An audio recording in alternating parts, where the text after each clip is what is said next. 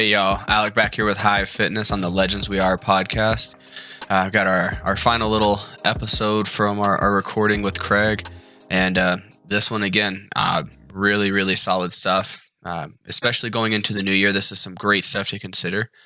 First thing is just talking about how losing weight doesn't change who you are as a person. If you have a bad personality before losing weight, you're still going to have a bad personality after losing weight, and vice versa. Also, losing weight doesn't define who you are. You know, being a certain weight shouldn't mean that's your identity now. And our second topic is just kind of piggybacking off of that, talking about, you know, are you eating enough food? Understanding your maintenance, understanding where your body is comfortable being, and making sure that you're eating enough food for weight loss. And so that's two big things. And at the end, just a fun little excerpt talking about my motivation and my why as to why I wanted to start the podcast. Just talking about like having just a kind of a every person's day perspective on things. Someone who's actually in the journey versus someone who's already definitely at a higher level. So I'm just kind of wanting to bring in that starter level mentality and help you guys out and help y'all take this journey with us. And that's the beautiful thing about it, is we're all in it together. So let's share our wins, let's share our failures, so that way we can all learn and grow. Talk about a little bit more of the friend side. I mean, because I've dealt with that before. You know, it's cool when you lose you drop weight, and your friends are like, man, you're looking really good. But it also happens where if you gain weight, they're like, hey, what happened? You're kind of fat, The script flips around really hard, and that's something I've noticed. Not so much for myself, because people don't really. I've kind of come to terms that most people don't really care, but there are some people who make the comments. But like, I drown it out, because realistically, like the thing that kind of puts me back in my good mindset is, I might have put on weight, but one, I purposefully did that, and two, I'm really strong. So it's like, where are you at? Like you might weigh a certain number, but you don't even look good at it, and you're probably not physically capable of doing half of what I do. But I have noticed a lot. Like, I have a few friends or people on social media I know that they lost a lot of weight. Like, they were like pushing obesity, or like, just really heavy set, very unhealthy.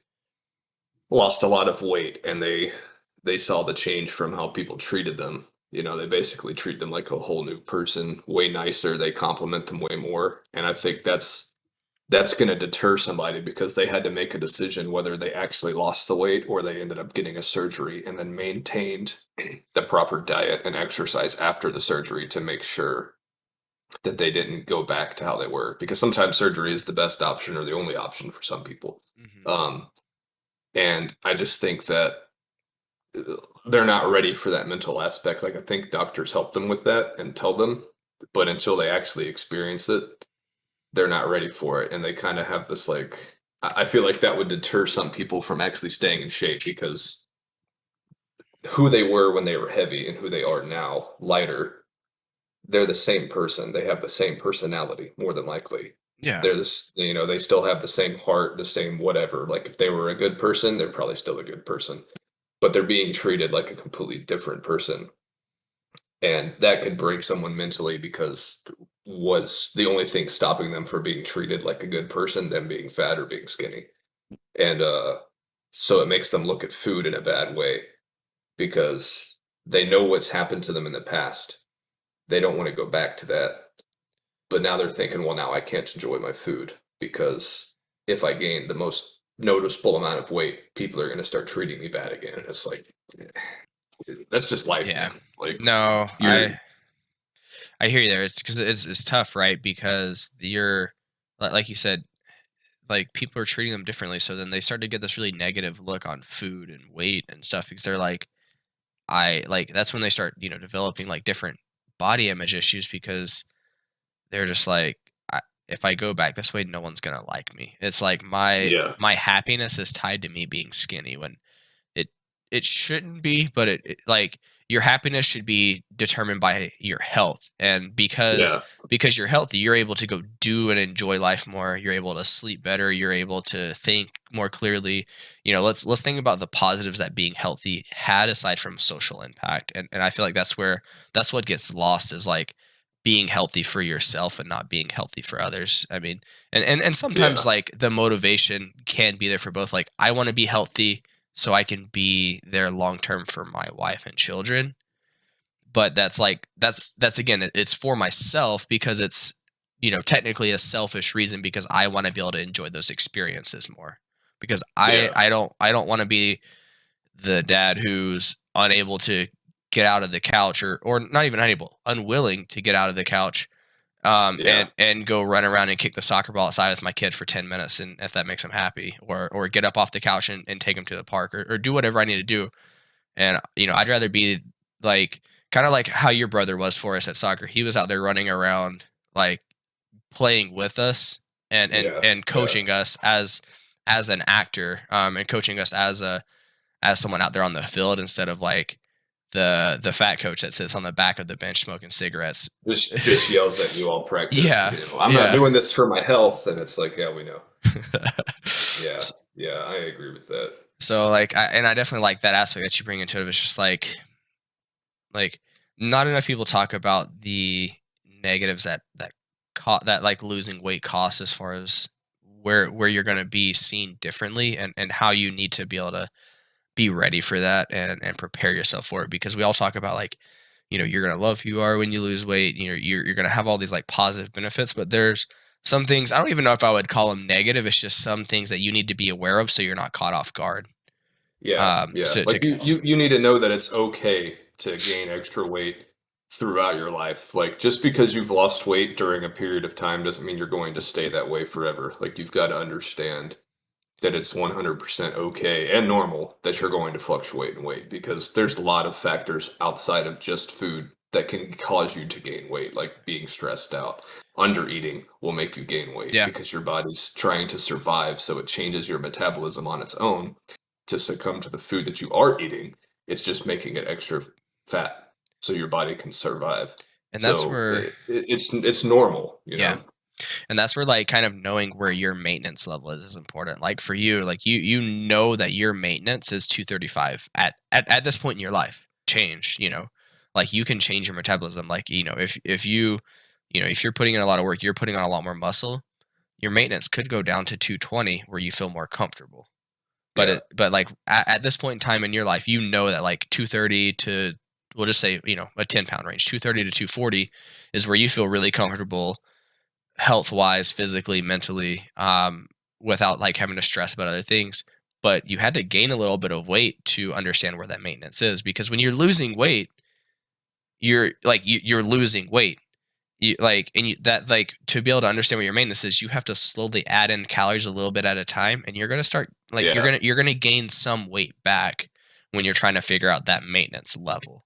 So I think that's where a lot of people don't realize too. It's okay to, like you said, that fluctuate, 5-10 pounds while you're trying to find that maintenance, but it's just all about doing it slowly, and making sure that you're doing it with purpose. And I think that's probably one of my favorite things that you said is like, if you gain weight, you're gaining weight with a purpose because you're there's a purpose behind it instead of, or even like losing weight without a purpose is equally like could be just as bad, because you're going to get lost and you're going to get burnt out, and then you're going to create a negative memory in your head that's going to want to keep you from doing that and again. So like kind of like being able to discover that why is really important as far as motivation for whatever you're doing.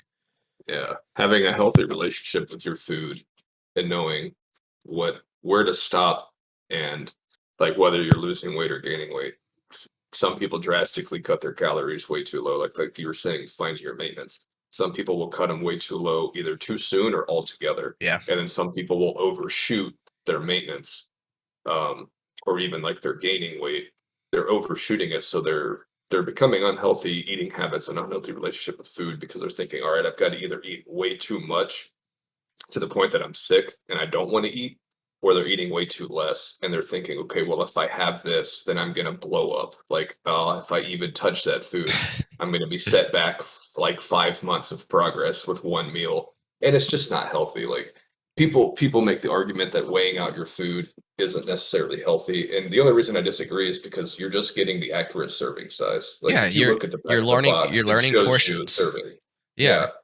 I have no issue with that. I think more people should, even if they don't scale it, if it says like it's a 2/3 of a cup, well, everyone has a 2/3 of a cup Yeah. measuring spoon. Just dip it in there and get it, But I feel like the real unhealthy issue and the habits come from either eating way too less or not, or way too much, and then thinking you have to cut out certain foods altogether, like bread, Yeah. like grains, like bread, or everything in moderation. As long as you're not shooting over your calories. Like if you're trying to lose weight, people are like, well, I can't have any carbs or any bread. And it's like, bread is not terrible for you. If you eat Yeah. half a loaf in a day, yeah, you screwed up. But eating 2 sandwiches, if they fall into your macros for the Yeah. day, your calories for the day, that's not going to kill you. I mean, So, when I'm like while I'm dieting, like on a regular basis, I eat pizza, and I mean, granted, it is homemade pizza, and I'm doing it on an extremely thin crust. But you know what? That whole pizza crust is sitting at like 40 carbs for the whole pizza crust that I'm using, because I'm using a very thin crust, and it normally has over 100 grams of protein. When I'm eating, like, I mean, the whole pizza will have like 200 grams of protein, because I'm stacking cheese, I'm stacking meats, chicken, and so like I'm enjoying the taste of pizza, um, and I'm still like catching that craving and stopping me from like splurging on Domino's pizza or binging whatever. binging on really poor foods or something that's just not going to be nutritious for you. Like you're not going to gain anything from it. Just eating straight sugar or straight up fat and oil. Because like one of my favorite things that Greg Doucette says is, he's like, think about your favorite food, and then think about like the substitutes that you can replace it with to make it 80% as good. Because he's like, if it's 80% as good, you're gonna stay on your diet and you're gonna enjoy it the whole time. Yeah. Because my pizza that I'm eating, I would consider it 95% as good, honestly. Like, because and so like that's the thing, is like just being cautious, or not even cautious, just being willing to try something new can like make a big difference. And like, I mean, how many times have you're the one who introduced me into Renaissance periodization. How many times do you see them talk about like bringing people onto maintenance because they weren't losing weight at too low of a calorie, and they start losing weight on their maintenance calories? Yeah. Well, Like, even I noticed that, there was a point before I started prepping for the show where I was doing it on my own, and I was like way undercutting the amount that I was eating in a day, and I wasn't losing any weight. Like there were some days where I'd be up a pound or two, and I would just be like, how am I not losing weight? I'm hardly eating. Like I would be like starving throughout the day, and then I was like, all right, well, I'm tired of being miserable, so I'm gonna eat heavier for like the next 2 days. So I would increase everything and be hitting my macros. The next thing you know, I dropped 3 pounds, and it's like, well, holy crap! you're like, I can eat more food and still lose weight. This doesn't make sense. When you're not starving yourself, and your body's like, hey, I'm trying to survive. You need to eat more. So you can burn it, because I was burning off way too much and not eating nearly enough to succumb to it. So my body was like, "Hey, we're going to go into starvation survival mode and just pack on more fat." And that's kind of like, that's one of the reasons why I like, and I know intermittent fasting is not for everyone. Like, you definitely have to find what fits best for you. Like, some people, maybe it is eating 5-6 meals a day and kind of having that structure. For me, I actually really like doing fasting, where I eat like 1 to 2 pretty big meals a day, where I'm eating like 100 grams of protein per meal on average. But the thing that intermittent fasting has helped, because for me, I've always just been able to like just put away food, and knowing the difference of, am I hungry, or am I bored? Kind of is the big, and that's what intermittent fasting has been the biggest tool to help me out, is that when I'm fasting, you start to really understand what, like, and not in a bad way. I'm not starving myself. Like, I'm doing a reasonable, like, normally it's like a 16-hour fast. And and as far as intermittent fasting, that's a pretty like light end of the spectrum. Standard. It's like 16 and 8 hours to eat food. Yeah, and like an 8-hour window to eat food, like that's a pretty big window. Some people do it where they do like a 2 to 4 hour window to eat food. And like for me, I don't really, maybe I'll try that later on the line. And some days I kind of do that in a way, like if I'm going to be going out and I know that I'm going to be, going out with friends or doing things with my wife, I'll just do a prolonged fast because I know I'm going to be consuming extra calories to try and minimize that effect. But I'm still okay with taking that because the time with my wife is still more important. And I'm still able to hit my goals because, like we talked about, we prepared leading up to it. And so like that's where intermittent fasting has been huge because it helped me kind of get to know myself a little more and understand what hunger was versus like what boredom was or what like it just helped me be more mindful with what I'm putting in my body. Needing your nutrients versus needing to satiate hunger because you're bored and you have nothing else to do besides eat a snack cake or a pizza. That's important. So having purpose behind it. That's kind of like, I mean, at the end of the day, that is literally the purpose of why I decided I wanted to start this podcast, is because I saw the gap of like normal people's fitness and normal people's mental health with the combination of the two. Because like I can go to the gym every day and that does have a positive impact on my mental health. But if I'm not working on addressing issues with my mental health in combination with the gym, I'm never going to be in sync with it too. So I'm not actually going to be able to like achieve my goals in the way that I want to because one thing or the other is going to pull me away and make me fall short. And so like I was really glad when you wanted to talk about this because it's like this is literally like I want to talk with different people. I want to understand where they succeeded and where they didn't succeed, so we can kind of start making connections about like what makes everyday life difficult when you're trying to go on this journey and make a lifestyle change. Because like you said, for a pro athlete, it like mentally what they're doing is still amazing. They're not like I'm not taking that away from them because they've made the decision that's where they want to be. But that's the decision they made, is they wanted to go all in to be not just like a little better than the average person, but to just be the best in the world at it. But what about the people that just want to look like average? Like, one, we need to look at changing expectations of what you actually like. You have what you think you want to look like, but what do you actually want to look like where you feel good and comfortable? And